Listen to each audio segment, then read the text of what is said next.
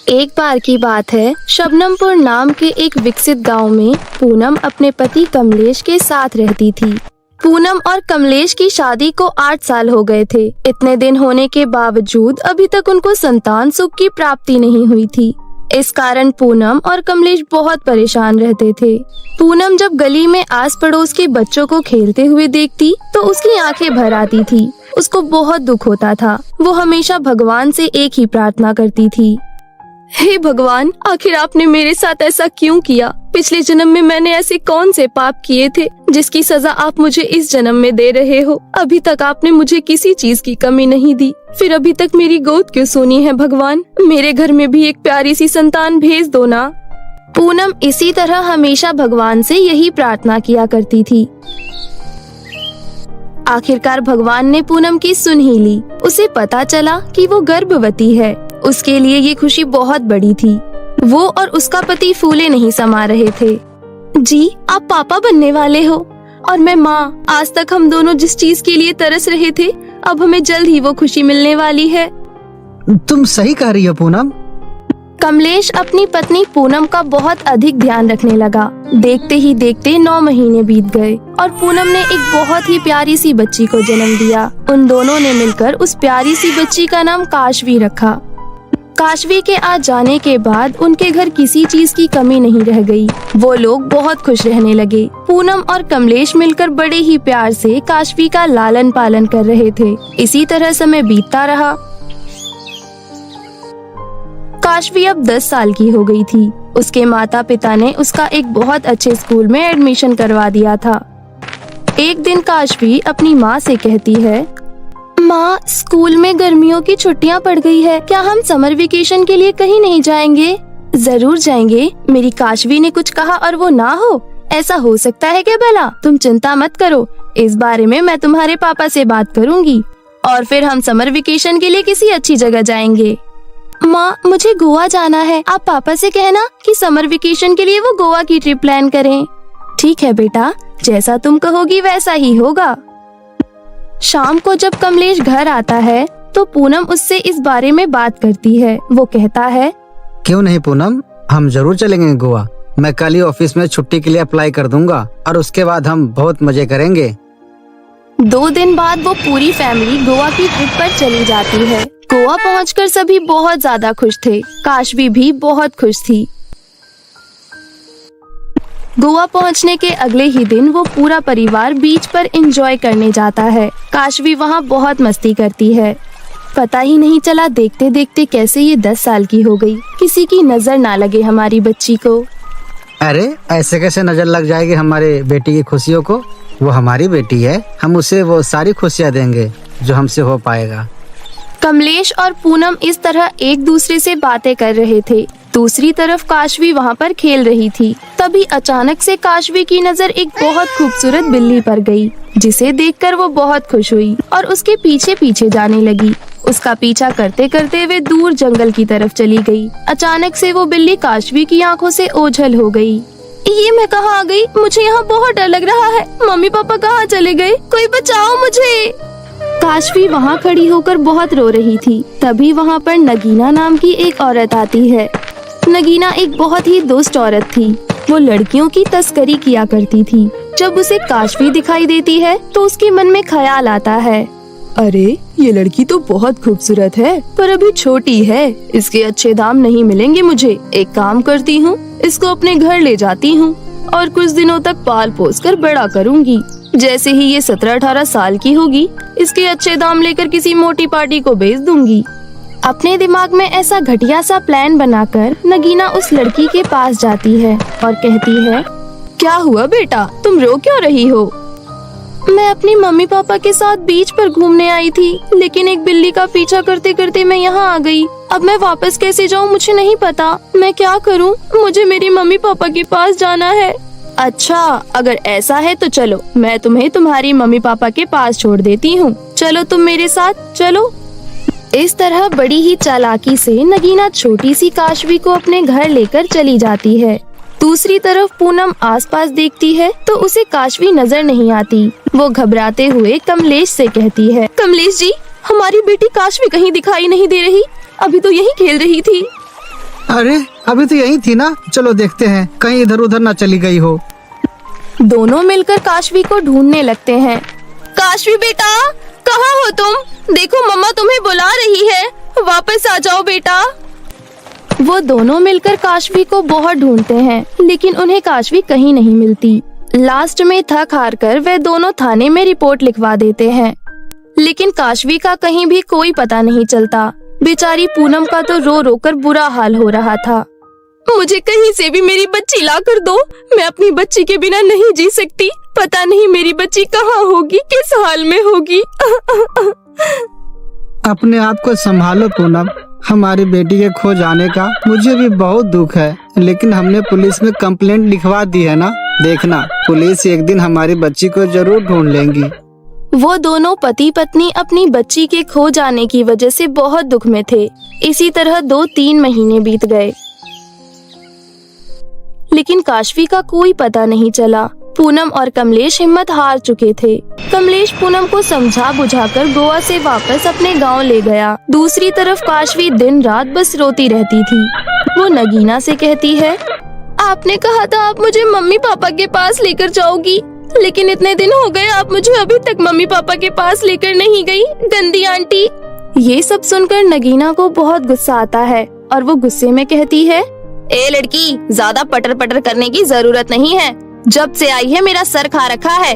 एक बात कान खोल कर सुन ले, जब तक तू जवान नहीं हो जाती तू यहीं रहेगी मेरे पास, और वो भी एक नौकरानी की तरह, समझी? घर के सारे काम अब तुझे ही करने होंगे। मुझे प्लीज मेरे मम्मी पापा के पास छोड़ दो, मुझे उनकी बहुत याद आती है। काशवी बहुत गिड़गिड़ाती है, लेकिन नगीना को उस पर बिल्कुल दया नहीं आती। इसी तरह काफी साल बीत जाते हैं।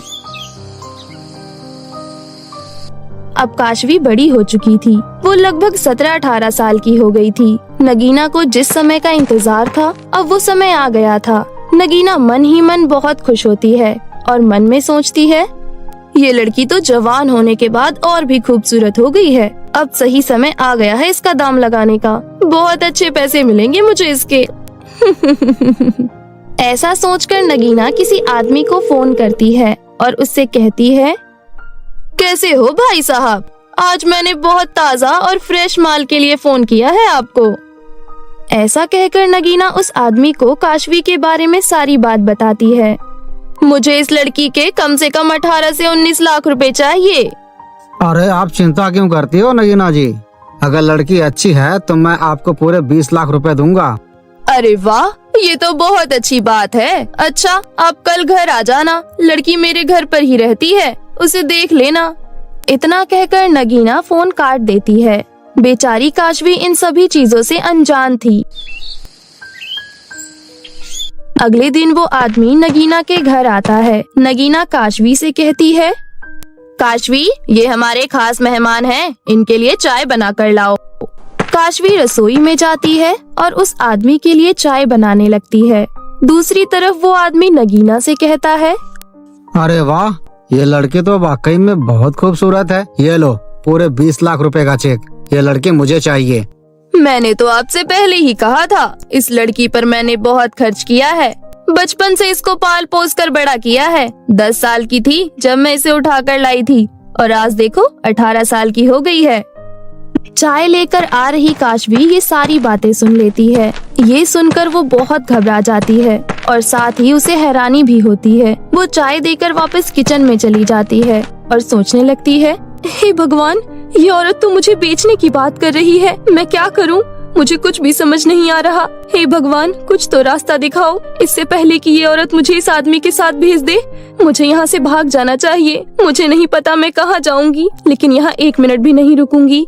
ऐसा सोचकर काशवी खिड़की से कूदकर घर से बाहर निकल जाती है और भागने लगती है। भागते भागते वो काफी दूर पहुंच जाती है। जब इस बात का पता नगीना को चलता है कि काशवी उसके घर से भाग गई है, उसे बहुत गुस्सा आता है और वो उसे ढूंढने के लिए निकल जाती है। काशवी अच्छे से जानती थी कि नगीना उसे इतनी आसानी से नहीं जाने देगी, इसलिए काशवी भागते हुए जंगल की ओर चली जाती है और एक पेड़ के पीछे छुप जाती है।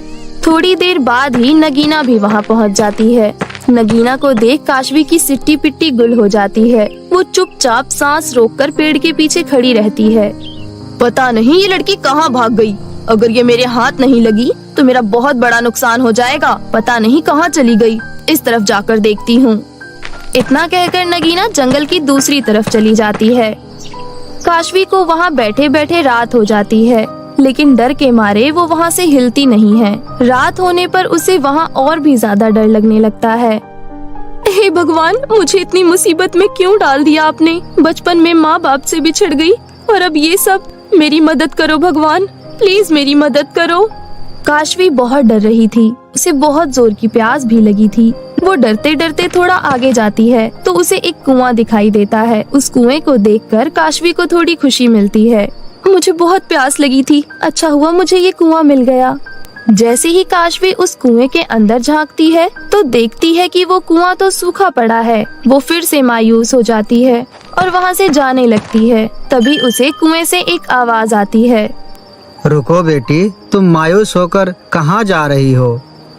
काशवी ये आवाज सुनकर बहुत घबरा जाती है और भागने लगती है। तभी कुएं से एक शक्ति निकलती है और काशवी को खींचकर वापस कुएं के पास ले आती है। काशवी डर के मारे रोने लगती है। तभी वो कुआं दोबारा कहता है, तुम्हें डरने की कोई जरूरत नहीं है बेटा।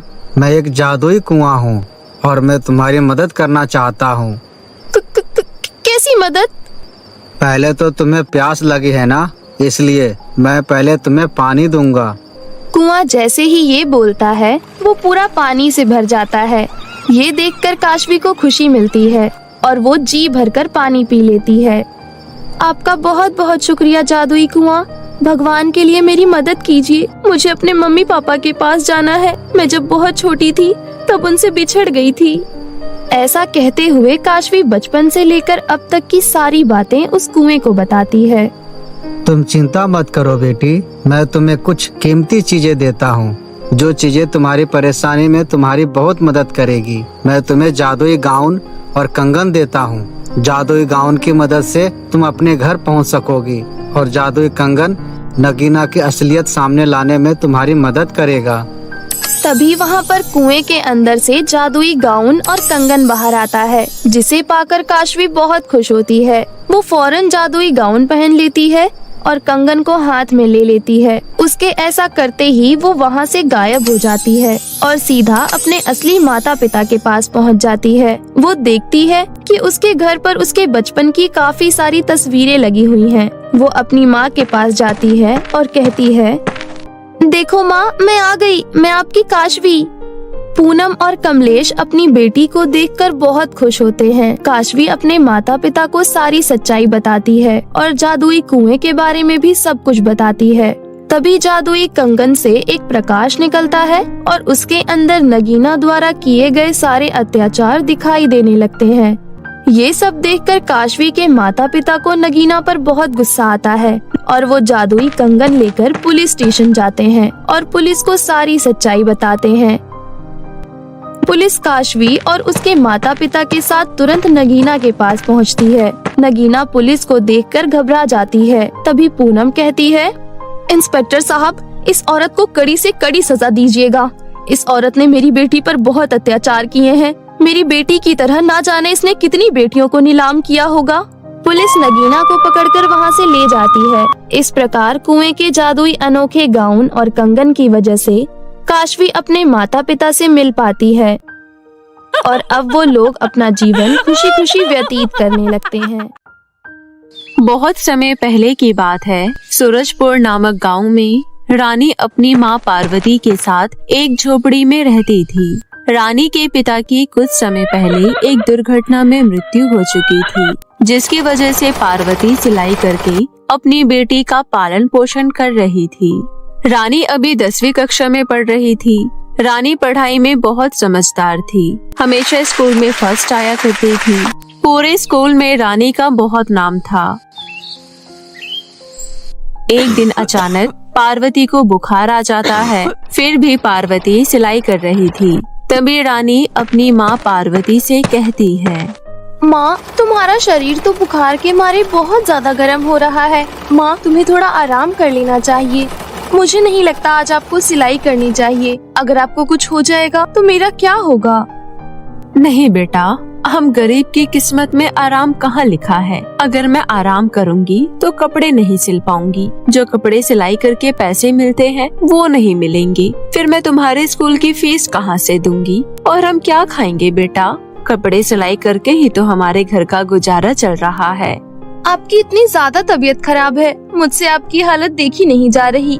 मैं आपको रोज कपड़े सिलते हुए देखती हूँ। मुझे सिलाई करना आता है, इसलिए आप आराम कीजिए और मैं सिलाई करती हूँ। नहीं बेटा, तुम्हारी 10वीं की परीक्षा होने वाली है तो तुम उसकी तैयारियां करो। मैं नहीं चाहती कि इस बार तुम्हारा रिजल्ट खराब आए। तुम्हारे स्कूल में बहुत नाम है और सिलाई करने की वजह से तुम स्कूल में टॉपर नहीं बन पाओगी। ठीक है बेटा, तुम रहने दो। माँ, अभी 10वीं की परीक्षा होने में बहुत समय है, आप चिंता ना करो। मैं पढ़ाई भी कर लूंगी और साथ में सिलाई भी। अब मेरी प्यारी माँ, दवाई खाकर आप आराम कीजिए, ठीक है? जरूर पिछले जन्म में मैंने कुछ अच्छे कर्म ही किए होंगे जो मुझे इतनी अच्छी बेटी मिली है। बेटा, जब तुम पैदा हुई थी ना तो तुम्हारी दादी ने मुझे बहुत सुनाया था, लेकिन आज मुझे तुम पर गर्व है कि मुझे तुम जैसी बेटी मिली जो अपनी बीमार माँ का इतना ख्याल करती है। रानी बेटा, ठकुराइन का फ्रॉक सिलना है, क्या तुम फ्रॉक बना पाओगी? माँ, कोशिश करती हूँ। कोशिश करने वालों की कभी हार नहीं होती। रानी अपनी माँ को दवाई खिलाकर सुला देती है और खुद सिलाई करने बैठ जाती है। रानी बहुत मेहनत करती है, बहुत कोशिश करती है फ्रॉक तैयार करने में, और रानी इस कोशिश में कामयाब हो जाती है। रानी बहुत सुंदर फ्रॉक बनाती है। अगले दिन ठकुराइन अपना फ्रॉक लेने आ जाती है और फ्रॉक को देखकर कहती है, अरे वाह रानी, तुम्हारी माँ ने तो बहुत ज्यादा सुंदर फ्रॉक तैयार किया है। मैंने तो ऐसा फ्रॉक बस अच्छे बुटीक पर ही देखा है। मैंने कभी नहीं सोचा था कि पार्वती इतना अच्छा फ्रॉक तैयार कर सकती है। वाकई में बहुत ज्यादा सुंदर है।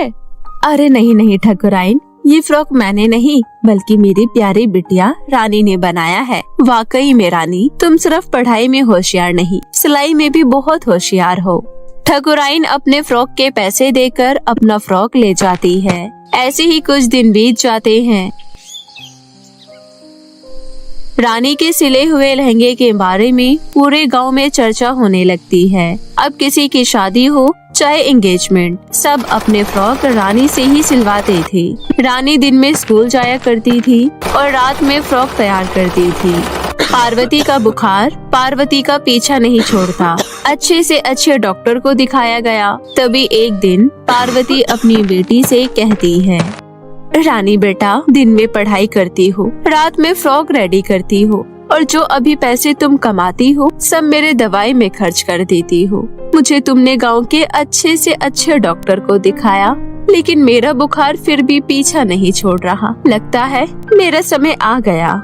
कृपया करके माँ, ऐसी बातें मत करो। आपको पता है आपके सिवा मेरा इस दुनिया में कोई नहीं है। मैंने आपको गांव के सबसे अच्छे डॉक्टर को दिखाया है, लेकिन मैं आपको शहर लेकर जाऊंगी और वहाँ के सबसे अच्छे डॉक्टर को दिखाऊंगी। चाहे मुझे इसके लिए अपनी पढ़ाई क्यों न छोड़नी पड़ जाए, लेकिन मैं दिन रात मेहनत करूंगी और शहर के सबसे अच्छे डॉक्टर को दिखाऊंगी। आप चिंता मत करो माँ, आप जल्दी ही ठीक हो जाओगी। नहीं बेटा, शहर लेकर जाओ चाहे विदेश लेकर जाओ, अब मैं ठीक नहीं हो पाऊंगी। मेरा समय आ गया है। अपना अच्छे से ध्यान रखना। मुझे तुम पर बहुत भरोसा है। तुमने मेरी बहुत सेवा की मेरी बच्ची। इतना कहते ही पार्वती की मृत्यु हो जाती है।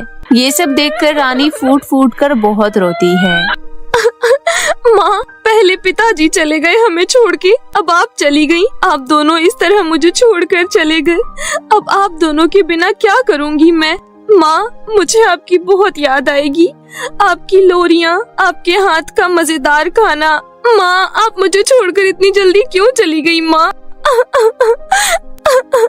ऐसा कहकर रानी बहुत रोती है और उसके बाद अपनी माँ का अंतिम संस्कार कर देती है। रानी के माँ के जाने के बाद रानी बिल्कुल उदास हो जाती है। कुछ दिन ऐसे ही बीत जाते हैं। इन दिनों रानी ने सिलाई नहीं की थी और उसके पास जो भी कुछ पैसे थे उसने अपनी माँ के इलाज कराने में खर्च कर दिए थे।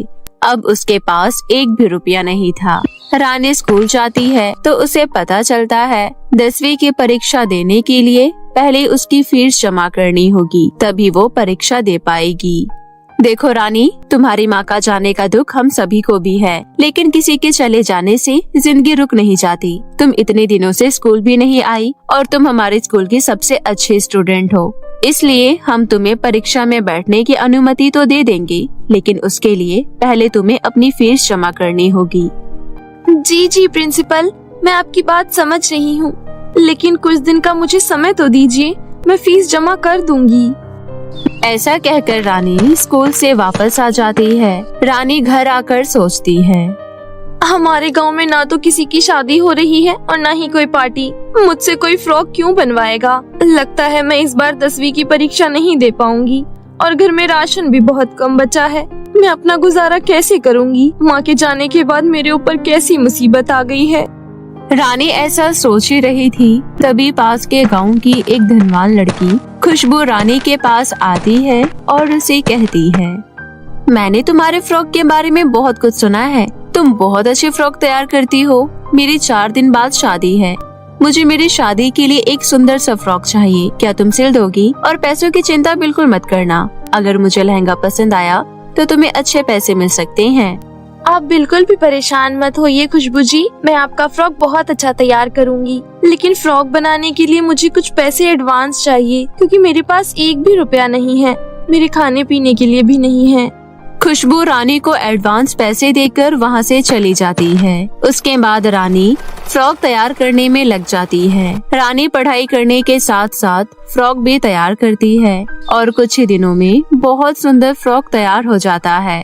ये सोचकर जब फ्रॉक के पैसे मिलेंगे तब वो अपनी कक्षा की 10वीं की परीक्षा के लिए फीस जमा कर देगी। रानी बहुत खुश थी, लेकिन अचानक एक बहुत बड़ा हादसा होता है। रानी किसी काम से बाहर चली गई थी, तभी उसकी छोटी सी झोपड़ी में आग लग जाती है। रानी आकर देखती है उसकी झोपड़ी में जो खुशबू का फ्रॉक था वो भी जल चुका था।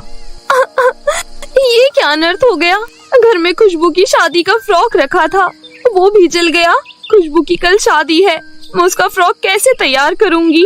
उसने मुझे अपना फ्रॉक बनाने के लिए एडवांस भी दिए थे, अब मैं क्या करूंगी? ऐसा कहकर रानी बहुत रोती है। तभी खुशबू अपनी शादी का फ्रॉक लेने आ जाती है। रानी खुशबू को सब सच बताती है, कैसे उसकी झोपड़ी में आग लगने से उसकी शादी का फ्रॉक जल गया। लेकिन खुशबू उसकी बातों पर बिल्कुल भरोसा नहीं करती और उससे कहती है, रानी तुम्हें अच्छे से याद होगा, तुमने मुझसे पूरे 20,000 रुपए एडवांस लिए थे।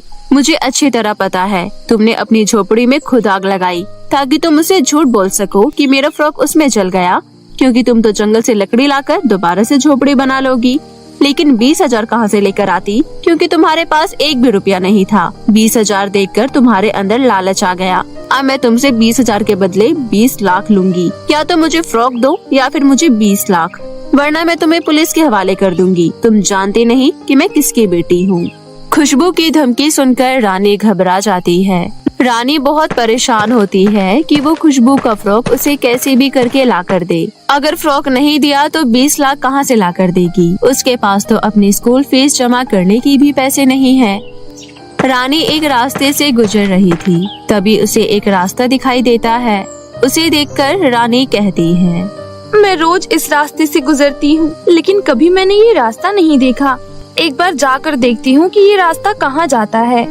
रानी उस रास्ते पर चलने के लिए जैसे ही कदम रखती है तभी सीढ़ियाँ बन जाती है। रानी सीढ़ियों पर चलती रहती है और वो बादलों में पहुँच जाती है, जहाँ जाकर रानी देखती है जादुई 2 फ्रॉक का घर। ये सब देखकर रानी बहुत हैरान हो जाती है। तभी रानी को जादुई दोनों फ्रॉक घर से आवाज आती है, रानी तुम बिल्कुल सही रास्ते पर आई हो। मैं जादुई फ्रॉक का घर हूँ। अगर तुम मेरे अंदर प्रवेश करोगी तो तुम्हें बहुत सारे धन दौलत मिलेंगे, लेकिन तुम्हें हमेशा हमेशा के लिए यहीं रहना होगा। रानी, मेरे अंदर प्रवेश करने से सिर्फ उतना ही मिलेगा जितने तुम्हें जरूरत है, उससे ज्यादा नहीं। लेकिन तुम उसे अपने साथ लेकर जा सकती हो। रानी पहले तो बहुत सोचती है, लेकिन उसके बाद दोनों जादुई फ्रॉक के घर से कहती है, मुझे ज्यादा धन दौलत नहीं चाहिए।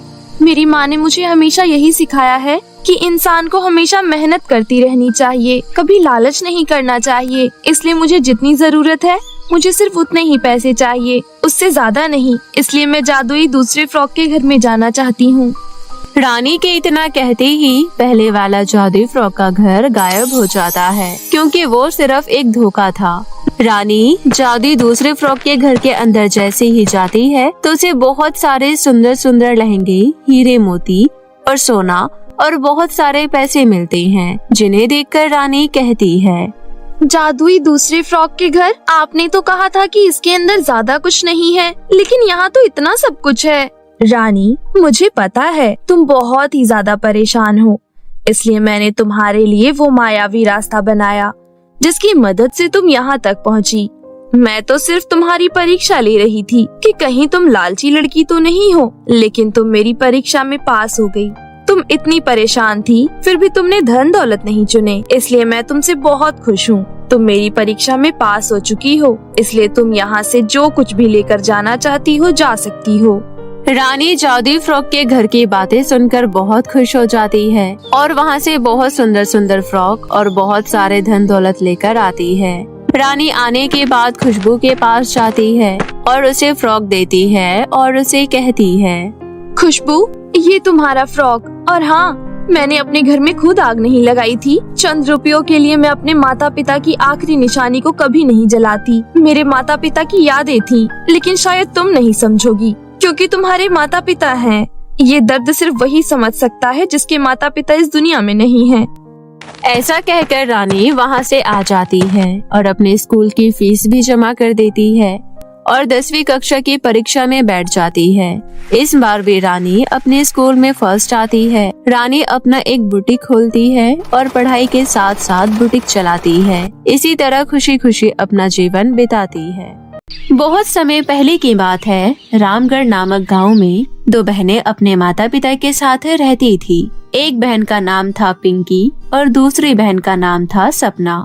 दोनों बहनें एक दूसरे से बिल्कुल अलग थी। पिंकी बहुत सुंदर थी और वो नदी में मछलियाँ पकड़ने जाया करती थी, और वहीं दूसरी तरफ सपना एक लालची और बहुत ही घमंडी लड़की थी। सपना हमेशा पिंकी को परेशान किया करती थी। पिंकी नदी से मछलियाँ पकड़कर उन्हें बाजार में बेचा करती थी। पिंकी के गांव से केवल एक ही बस बाजार की ओर जाया करती थी और उस बस के जाने का टाइम था 4 बजे का। एक दिन दोनों बहनें गांव में मेले में घूमने जाती है। मेले में तरह तरह की झूले लगे हुए थे। कई सारे खेल भी थे, जिसमें से एक खेल में पिंकी एक बहुत सुंदर सी ड्रेस जीत जाती है और ये सब देखकर सपना को बहुत जलन होती है और सपना रात होने का इंतजार करती है। और रात होते ही सपना पिंकी के कमरे में जाती है और उसकी जीती हुई ड्रेस को आग लगा देती है और जल्दी से वहाँ से भाग जाती है। देखते ही देखते पूरे कमरे में आग फैलने लगती है और पूरे कमरे में धुआं धुआं हो जाता है, जिस वजह से पिंकी की आँख खुल जाती है और पिंकी उठती है और घबराती हुई कहती है, अरे नहीं, ये मेरे कमरे में आग कैसे लगी और अब मैं आग से बचकर बाहर कैसे निकलूं? बचाओ बचाओ बचाओ, मुझे कोई तो बचाओ। किसी तरह से पिंकी आग से बचकर अपने कमरे से बाहर निकलने की कोशिश करती है, लेकिन उसके कपड़ों में आग लग जाती है, जिस वजह से पिंकी का चेहरा जल जाता है और उसके चेहरे पर जले के निशान आ जाते हैं। ये सब देखकर सपना बहुत खुश होती है। पिंकी का चेहरा जलने की वजह से लोग उसे नापसंद करने लगे और सभी उससे दूर रहने लगे। अब कोई भी पिंकी से बात भी नहीं करता था। पिंकी के गांव में एक चुड़ैल रहती थी, जो कि परियों को कैद किया करती थी। एक दिन चुड़ैल जंगल में घूम रही होती है कि तभी उस चुड़ैल को बहुत जोर से प्यास लगती है। चुड़ैल आगे जाती है तो उसे एक नदी दिखाई देती है। उसके पास जाकर वो बैठ जाती है। चुड़ैल नदी के किनारे बैठकर अपने आजू बाजू देखने लगती है। उसके बाद वो अपना थैला साइड में रख देती है और नदी का पानी लेकर उसे पीने लगती है। तभी एक मछली उस चुड़ैल का थैला निगल लेती है और नदी के अंदर चली जाती है। इससे पहले कि चुड़ैल उस मछली को पकड़ पाती, वो मछली नदी के काफी अंदर चली गई थी और चुड़ैल की पहुंच से काफी दूर। तभी चुड़ैल गुस्से से बोलती है, अरे अरे, इस मछली ने तो मेरा थैला ही निकल लिया, अब मैं क्या करूं? चुड़ैल अपने थैले को ढूंढने की बहुत कोशिश करती है, लेकिन थैला न मिलने के बाद वो हार मान लेती है और वहाँ से उड़कर वापस चली जाती है। अगले दिन नदी के पास पिंकी मछली पकड़ने के लिए आती है और गलती से वही मछली पिंकी के कांटे में फंस जाती है, जिस मछली ने चुड़ैल का थैला निगला था। पिंकी उस मछली को देखकर बहुत ही ज्यादा खुश हो जाती है। मछली बहुत ही बड़ी और मोटी थी। पिंकी खुश होती हुई कहती है, अरे वाह, ये मछली तो बहुत ही मोटी और बड़ी है। इसे बेचकर तो मुझे बहुत पैसे मिल जाएंगे। लेकिन उस दिन लेट होने के कारण पिंकी बस नहीं पकड़ पाती और वो बाजार नहीं जा पाती। पिंकी को बस पकड़ने में काफी देरी हो जाती है और बस निकल जाती है। पिंकी उदास हो जाती है। अरे बस तो निकल गई, अब मैं क्या करूं? फिर पिंकी वो मछली लेकर पैदल ही अपने घर चली जाती है। पिंकी के पास खाना खरीदने के लिए कुछ पैसे नहीं थे। उसके बाद पिंकी उस मछली को काट कर उसे बनाने लगती है। पिंकी जैसे ही उस मछली को काटती है, उसे उस मछली के पेट में एक थैला दिखाई देता है और पिंकी हैरान हो जाती है। अरे ये क्या, मछली के पेट के अंदर इतना बड़ा थैला, ये कहाँ से आ गया? उसके बाद पिंकी थैले को खोलकर देखने लगती है। पिंकी उसमें हाथ डालकर सब बाहर निकालती है। पिंकी को उस थैले के अंदर 3 नेल पॉलिश मिलती है। पिंकी नेल पॉलिश को देखकर बहुत खुश होती है और खुश होती हुई कहती है, अरे वाह, ये नेल पॉलिश तो बहुत ही सुंदर है। पिंकी एक एक करके तीनों नेल पॉलिश के ढक्कन खोल लेती है। जैसे ही पिंकी नेल पॉलिश के ढक्कन खोलती है, उसमें से 3 सुंदर सुंदर परियां बाहर निकलती है, जिसमें से एक परी का नाम होता है नील परी, दूसरी परी का नाम होता है सोन परी और तीसरी परी का नाम होता है सुप्रिया परी। तभी नील परी बोलती है, हमें आजाद करने के लिए तुम्हारा बहुत बहुत शुक्रिया लड़की। इस नेल पॉलिश की डिब्बी में हम बहुत दिनों से कैद थे। उसके बाद सोन परी बोलती है, एक चुड़ैल ने हमें इस डिब्बी में कैद करके रखा हुआ था, लेकिन अब ये डिब्बी तुम्हारे पास है, तो इसलिए आज से आप हमारी मालकिन हैं। हम तीनों परियां यहाँ केवल आपके लिए काम करेंगे और आपकी बात मानेंगे। हाँ हाँ, तुम बिल्कुल सही कह रही हो। तो चलो, सबसे पहले हमें अपनी मालकिन को खूबसूरत बनाना चाहिए। उसके बाद वो तीनों परियां मिलकर पिंकी का मेकअप करने लगती है और उसे नए कपड़े पहनाती है और देखते ही देखते पिंकी सर से लेकर पाँव तक बहुत ही खूबसूरत हो जाती है। अपने आप को आईने में देखकर पिंकी बहुत ज्यादा खुश होती है। थोड़ी ही देर बाद वहाँ पर पिंकी की बहन सपना भी आ जाती है। पिंकी की खूबसूरती को देखकर उसे बहुत जलन होती है। सपना को अपनी आंखों पर यकीन नहीं होता और वो पिंकी से पूछ लेती है, अरे पिंकी, तू इतनी जल्दी इतनी खूबसूरत कैसे हो गई? क्या राज है, मुझे भी तो बताओ। इसके बाद पिंकी तीनों परियों के बारे में सपना को बताती है। सारी बात सुनने के बाद सपना कहती है, अरे वाह, ये तो कमाल हो गया। अब तुम तीनों परियां मिलकर मुझे भी जल्दी से खूबसूरत बना दो।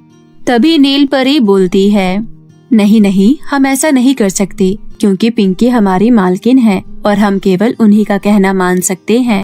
परी की ये बात सुनकर सपना बहुत गुस्से में आ जाती है और वो गुस्से से आग बबूला हो जाती है और सपना वो तीनों नेल पॉलिश की डिब्बी उठाकर वहाँ से भागने लगती है। तभी नील परी उदास होती है और बोलती है, अरे नहीं नहीं, इसे रोक लो, वरना हम तीनों उसके गुलाम हो जाएंगे।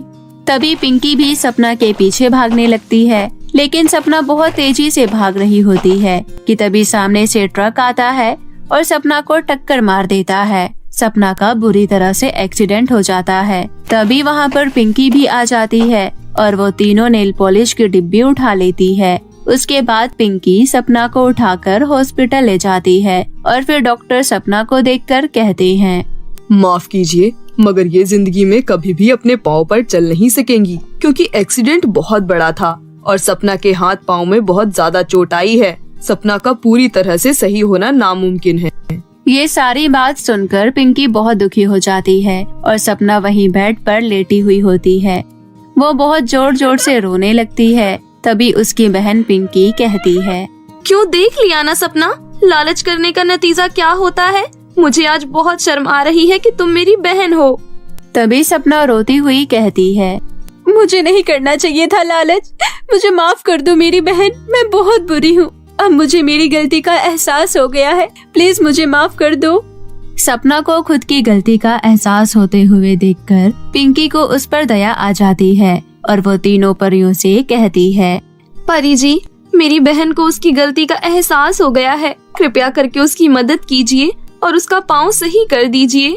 तीनों परियां मान जाती है और अपनी जादुई छड़ी से सपना का पाँव पहले की तरह सही कर देती है। सपना अब पूरी तरह से ठीक हो जाती है। अब वो बहुत ज्यादा खुश थी। ये सब देखकर पिंकी भी बहुत खुश हो जाती है। सपना अपनी गलती की माफी भी मांगती है और वो पूरी तरह से सुधर जाती है। और उस दिन के बाद से वह दोनों बहनें जादुई 3 नेल पॉलिश के साथ हंसी खुशी से एक साथ मिलकर रहने लगती है।